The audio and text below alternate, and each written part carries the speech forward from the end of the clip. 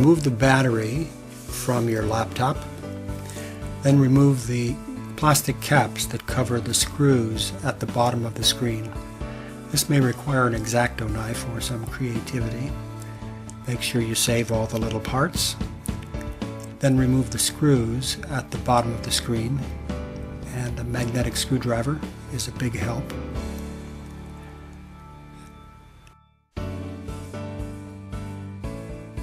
Next, remove the bezel from around the screen.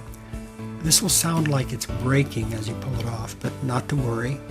It's made to come off and won't break. Locate the 4 screws next that hold the screen to the top of the computer and remove those. And after you remove the last of these 4 screws, the top of the computer will fall away from the screen itself. And when that happens, be very careful not to break any little wires that attach the top of the computer to the computer itself. Next, you want to look at the back of the screen and remove the tape that covers the connector on the back of the screen. That's a very small connector with many, many pins. Then take a screwdriver and unplug the connector from the screen.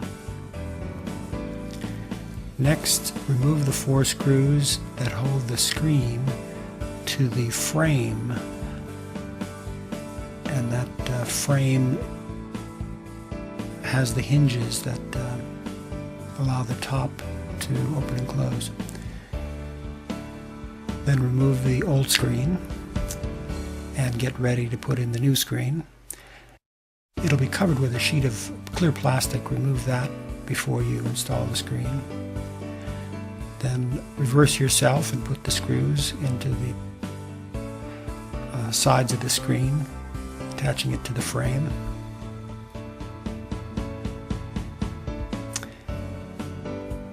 Then you'll have to reattach that very small connector.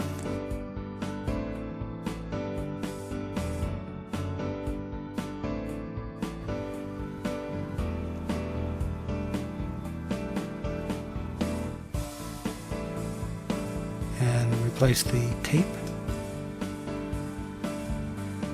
protecting the connector. Then reattach the top of the computer to the screen itself with the 4 screws, and then reattach the bezel to the face of the screen.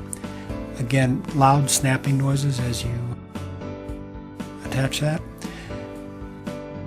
Then return the screws in the bottom 2 positions on the screen and put those little plastic caps back on.